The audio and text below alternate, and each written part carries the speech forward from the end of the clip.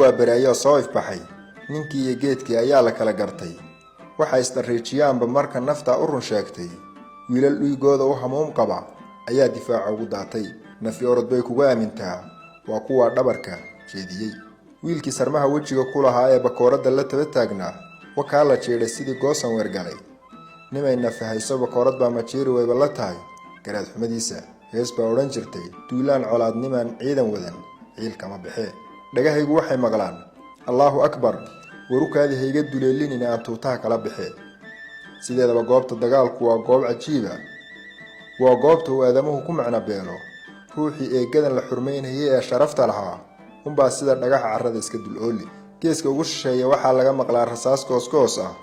malahayga waa firxad naftood hurayaal xamaasadaysanay cagta u saareen ama kufri dhaawac lagu gaadhay dhanka midig marka aad dhowrto waa raashin qulub u daadsan oo kaba xidhan dhanka bidix marka aad jaleecdana waxaa kuu muuqanaya madaxyo dhowaan qoyana oo haddiiba qallalay naftii hura caana geel oo qufacaya ayaan ku dhaqaaqay oo aan madaxa biyo kaga shubayaa gabdho iyo wiilal dhalinyaro ah awray hogaaminayeen ayaa xerada soo gelaya intaan dhagax ku fadhiistay oo aan rikoodhkii aan jeeriqaansanaa galka ka soo saaray ayaan ku tuurtay gabaygan dharaar weyn intaad ugu gasheen dhaamkii xeradooda ufaysyada intaad ugu galloon dhamacda leefsiinay dhangalaasadii lagu dhuftiya saan dhan ugu tuuray dhegtu faraxda goortii aan helay dhimashadoodii baktigooda dhoocaar fidigay ee dhabaha yaalla dhurwaagii ka geegaa ducayn dhaashintuu helaye warwakaa waraabihii dhargiya dhidaradii baahnaaye rabbi haydin dhowree libtii waydun dhiciseene dharbaaxada kuwada tuugtu way dhaga nuglaadeene abwaan axmed sheekh cali heelaale allah u naxariistee xasuustayda ayaa si iskeed ah dhowr saacadood gadaal isugu majeertay qori ayaan dhulka ku xariiqayaa waxaan la ilmaynhayaa saaxiibbo halganka iigu wehel ahaa oo shahaadada qaatay nin dhintay waxunbuu maaganaa deeqa qoordheer yaa ooga dhigay inuu xalana jannada ku booqday shuhadadii ka horraysay oo salaan kadib uu soo laaban doono waan ilmaynhayaa anigoon u walaacsanayn saaxiibadaydii u hoyday halkii loo badnaa maadaama ay ka baxeen xeerkii koomka oo dhan ma oomi doonaan ma gaajoon doonaan ma walbahaari doonaan jiiro kama jeexi doonaan waan jeclaan lahaa inayna garabkayga ka bixin ama aan raaco laakiin haddii iyaga hadda la kala doorrasiiyo ma aysan oggolaadeen inay dib ugu soo laabtaan kadeedka adduunyada aadamuhu markuu dagaal u qanshaarto wuxuu ku xisaabtamaa guul iyo guuldarro labadaba guusha ninka ciidankiihi waa in uu jugta soo gaadhay ay ka badnaato taw cadowgiisa gaadhsiiyey ciidankiisa dhimasho iyo dhaawac wixii mutay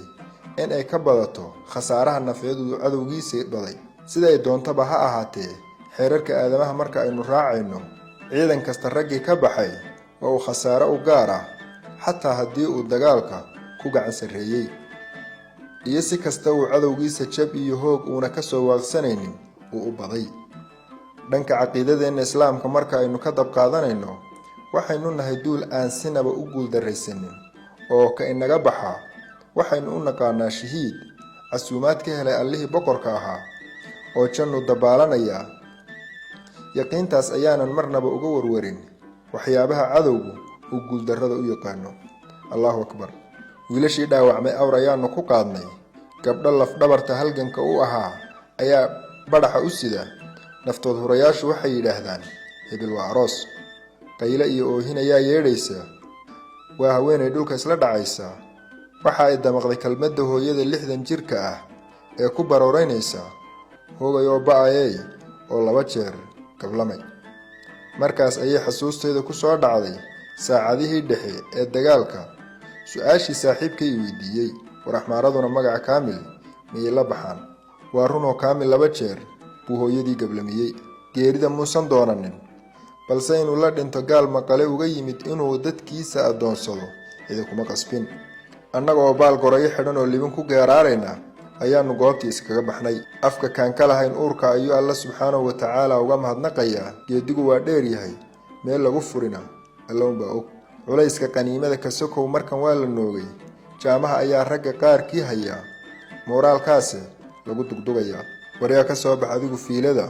oo ku aad unugta axmed tari mahaddeere